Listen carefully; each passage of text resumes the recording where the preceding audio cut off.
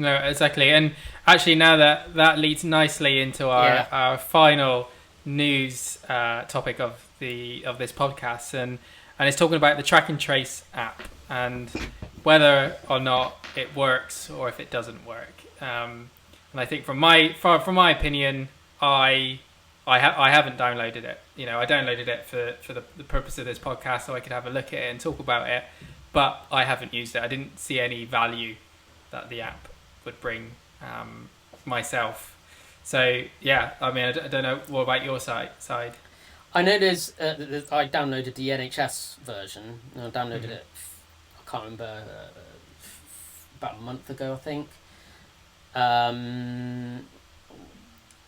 And I know there's other versions as well. And some people say there's somebody mentioned there's another version, and they said they preferred.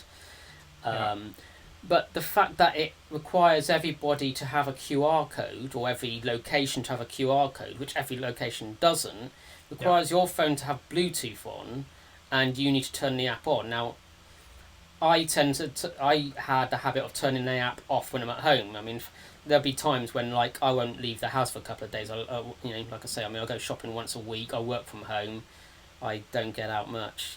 Literally, I don't get out much. And so, and the weather has been particularly bad as well. So it's like if it's pouring down rain, it's like, I'm just going to stay indoors, sort of thing. And so it's like there is no point having the app scanning all the time. So I just turn it off, save battery or whatever. But it kind of requires people to deliberately turn it on, deliberately scan the QR code, or a location has to have a QR code in the first place. Not all locations do. So it's almost like you're forcing people to have a QR code for everyone to have a QR code. And it doesn't take into consideration that, well, it's all very well having a location that has a QR code, but what if I'm in the park walking my dog and somebody else is walking in the park with their dog? They may have been exposed to it. They may have somebody in their household and they're just getting out and walking their dog and they think, oh, I'm in an open environment. But you can still get exposed to it. So it's almost like, well, everyone has to have a QR code, not just location. People have to have QR codes. So it's almost like that's invalid then. You want something that does GPS, and your phone has GPS built in. Mm-hmm. Yeah, and I think that the biggest thing I found with looking at it was you have to report that you've got the coronavirus. If you don't report it, nobody knows. Yeah, and how many people would report it? I mean, I don't know. I mean, I can imagine there'd be a lot of people who don't. Yeah, I mean, if I'm sick and I don't get tested, and I don't know that I've got it. Yeah, I just recover because we're younger and your body recovers or whatever it may be. Nobody knows that I got it, but I could have gone out and about, and no one would know any different. So unless people are reporting. I mean, I guess there's two issues really. Number one is there was only 15% uptake on the download, so only 15% of the UK downloaded the app, which is absolutely nothing. Yeah. Right. And two, are people using it in a correct manner? Because again, leaving it up to the consumer, it's a nightmare because you cannot track or trace people when they're not using it correctly. Yeah. Or if they're not using it at all. Or they left their phone at home, so I forgot my phone. Exactly. I'm the sort of person who'll keep my phone in my pocket, so I know I've got it on me all the time. But yeah, I mean, if your phone, whatever, phones crash sometimes, or you just forget. You go to the shop and sometimes I forgot my face mask's in the car, and I've started walking to the shop already, so I go back to the car and that. You may forget your phone, or may forget to turn it on, or may forget to scan it, or it's relying too much on the user to do stuff. And if you're ill, let's say I live on my own, if I'm ill, chances are I probably won't go and get tested because I won't know whether I've got it to get tested. Yeah. So I won't have, and I could get ill, I could get ill badly. I may have to go to hospital. And then they may test me and say, yeah, you have got COVID or you've got something else or whatever. But I might be too ill to actually say I've got something. Yeah, so I can't tell you. And it's still relying on, in the app, even if you go and get a test and you come back as positive, it still relies on you as the user to input your testing ID or whatever they give you, their reference, to then report that within the app. Yeah. But that's crazy, because are most people going to do that? I mean, it may be the most conscious and the most, maybe tech savvy, or the people that really want to support and help are going to do that. But the majority are not going to do it. At the end of the day, Exactly. It's not automated. And how I see it is very similar to how the smartwatch is. The Fitbit tracking or the Apple Watch. Yeah. It tracks your steps. Fantastic. Okay. So what about then when I'm not wearing it, or I forget about it? It's not tracking my steps, so therefore the data is incorrect. Yeah. What about when the watch dies and it runs out of battery? It's not tracking my steps. So at the point of, okay, this is an amazing app and it is tracking my fitness, over time, when you start forgetting it, there starts becoming gaps in the data, and in the end you just go, is there any point? There's no point in me wearing this. You want to get accurate data, and if you're getting inaccurate data, then it null and voids all data, because even like the accurate data, if they average it out over the month, but then you weren't using that device for 20% of the time, or wearing it or whatever, then the other 80% of the time you are wearing it, if it's averaged out, the whole set of data is wrong. Yeah, no, and that's the biggest problem. And then I guess the second problem is not every business is using the track and trace barcode within their shop. So I went to Costa the other week and they were like, can you do the track and trace? And I was like, yeah, sure, fine, whatever. Scanned the barcode and it took me to their own website where they had their own track and trace version of, I don't know what it was. But at the end of the day, where is that data going? I don't know. You know, is that owned by Costa? Is that owned by... Does it get sent to the NHS? Where does that go? And I mean, at the end of the day, someone was stood on the door saying, "Can you do it?" I took a picture of it. I could have not done it. I've done that. I've scanned it in, and then I realised, oh wait a minute, I don't have the app. Why? And it's just giving me this URL, and it's not working. It's like, well, what's the point? Yeah. So there's so many edge cases and so many issues that it just doesn't work. Which then goes back to the whole purpose of, is there any point of using it? And even with the lockdown announcements the other night, Boris didn't mention track and trace one bit. He said stay home and whatever, but he didn't mention keep using track and trace system. Did not mention it at all. Yeah. So you can even see from someone as high up as him, he knows that it's not that great. But the platform costs £35 million to produce. The original one cost $10 million. They scrapped that back in June. And this new version that they've launched, they're estimating is going to cost another 25 million. I mean, that's crazy. Yeah. I'm pretty sure for a tenth of that we can come up with something better. Yeah. I mean, looking at the list of who was involved within that, I think that's been the biggest issue. There's been too many too many businesses involved within the creation of the app, and that's probably where the cost had come from. And red tape. I mean, I know different departments. I mean, that's often an issue with larger corporations. You get one department doesn't talk to the other department. They've all got different agendas, different projects on the go, different time frames and things, and they're not interested in what the other department's doing. And it's like, well, I need something from you. I need to work with one of your developers, or I need to work with one of your project managers or something. It's like, well, he's busy. Too many cooks in the kitchen trying to cook this app that probably was from day one, hasn't really been thought through correctly. And there we are, £35 million later, and an app that is only being used by 15% of the UK. If that's data based on downloads. So we don't even know how many people downloaded it out of those 15% and then deleted it between now and I'm one of those that deleted it because it wasn't working. It didn't serve a purpose. So it's like, well, there's no point having it then. So I deleted it. Yeah. And then, my mum said this. She downloaded the app and it didn't work with her version of the phone or something like that. She had an older iPhone. Right. And it didn't work. So she just couldn't use it. I mean, it worked, as in, the function, as in, you can open the app and press buttons and things. But, because I don't go out enough, because a lot of places don't have the QR code. I forgot to turn it on sometimes. Yeah. And some places don't have the QR codes anyway, so it's like, well, it can't work, you know. Yeah.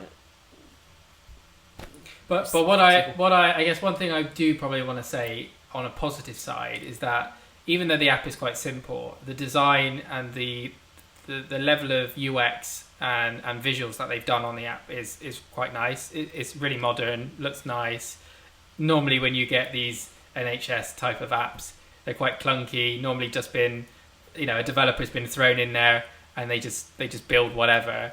But I think with this one, they have had a design team that has gone in there and really planned out how it looks, and even like the startup where it guides you through, they thought about the user and who is using it. So they've done their research to begin with on that side. Yeah, I think the initial design aspect of it is good. I think it's the technology behind it, and they used the wrong technology. It's flawed. So, which is quite strange, because normally with most platforms it's the other way around. Like the UX and the design is really bad, but the technology is really good. Yeah. So it's a first in our world where it's flipped around the other way. You hear a lot of companies that got their own software and it's built by developers and it's got functionality, really useful functionality, but people can't use it because they don't know how to use it. So they phone up their call centres and they're getting like 10,000 calls a month, when it's like, well, if you designed it in the right way based on what your users need it to, how they need it to work, then you wouldn't get those 10,000 calls a month. Exactly. And your design or your software will be used by more people. So you'd sell more, save money, and sell more product.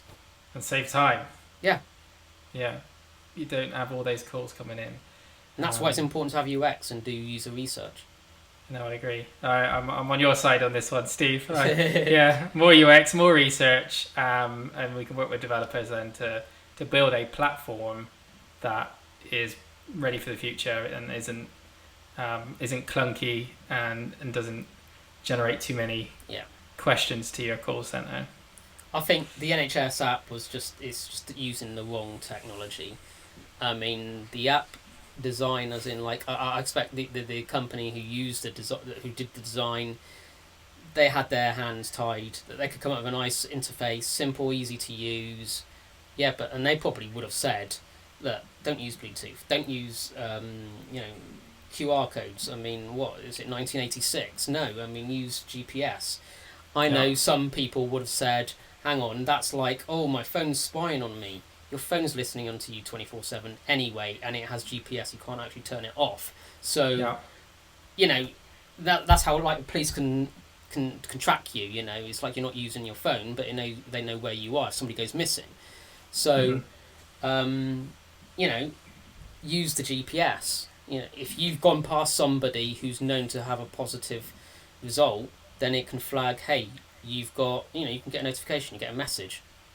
No, I agree. And I think probably the biggest mistake, probably a couple of assumptions they've got here, is one, everybody has a smartphone, which is assumption wrong, because not everybody has a smartphone.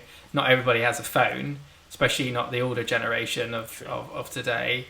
And the second thing that they should have done was potentially maybe passed it over to Google and Apple, where it is, rather than an app that's being downloaded by a consumer or a customer or a user, it's actually part of the OS and it's doing it in the background. Of course, there's going to be GDPR issues and all of that other stuff that sits behind the scenes. But if it was automatically installed within the latest update or within an update, more people, the uptake on that would be much higher than the 15% that they had. Yeah, I mean, I do remember seeing some YouTube videos of people saying, "Oh, look, got the new update of the Android operating system. There's a thing saying it's switched off, but there is a track option which it can automatically track you, sort of thing. It's not tracking you in the sense of like, are you being naughty? You're being watched, in that sense. Although I can understand people's being wary of it, because they're thinking, well, okay, but what is stopping somebody from using that information to watch me and track my behaviour and then sell to me in that way? Which, software does that. Your phone does that. Your laptop does that. That's why you get a number of ads which are like linked to what you do, and there's a whole this is a topic for another podcast, but it's like you're being engineered. You're the product.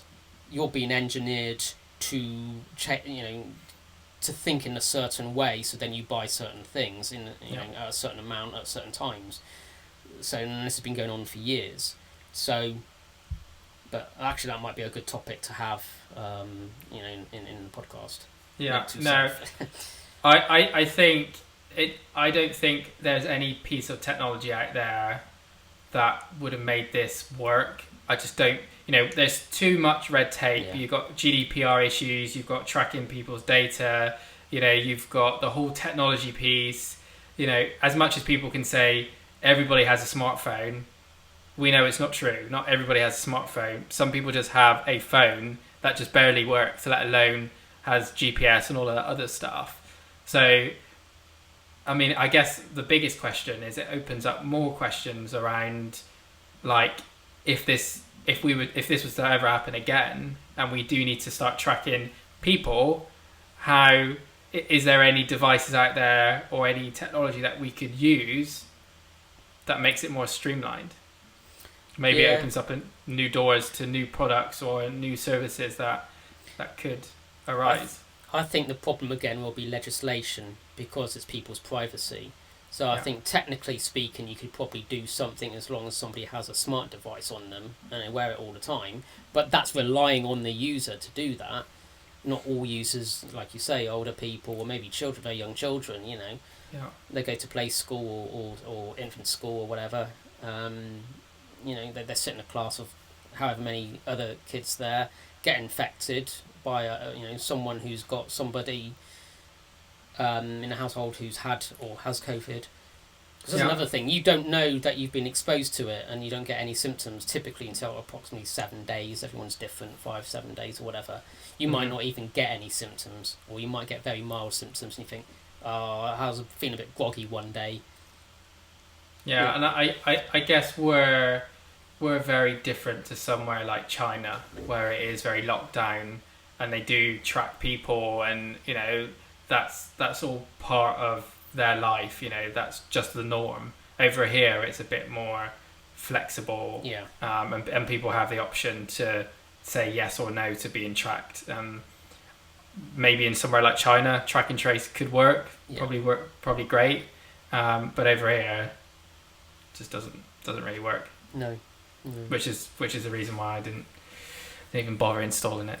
It wasn't even that. And to be honest, I've a bit like you mentioned earlier on, I've not really gone out.